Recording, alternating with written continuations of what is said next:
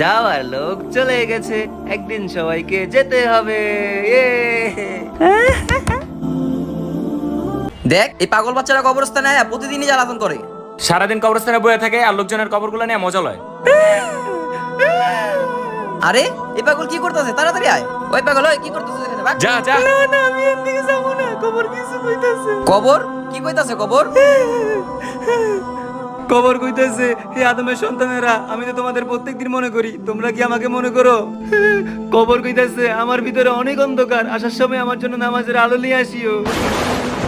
কবর কইতেছে, আসার সময় আমার জন্য নবীজির সুন্নত নিয়ে আসিও, কারণ আমার ভিতরে অনেক আগুন। আরে ভাই আর কি বলতাছে কবর? কবর আরো কইতেছে, আমার ভিতরে আসার সময় খোদার ভয় মনে নিয়ে আসিও, কারণ আজ আমলের সময় হিসাবের না, কাল হিসাব হবে, আমল করার সময় থাকবে না। আর এইসব কবর কইতেছে, আমি না। একদিন সবাইকেই কবরে যেতে হবে, তাই আমরা 5 ওয়াক্ত নামাজ পড়বো। আর আমাদের ভিডিও ভালো লাগলে সাবস্ক্রাইব করবেন।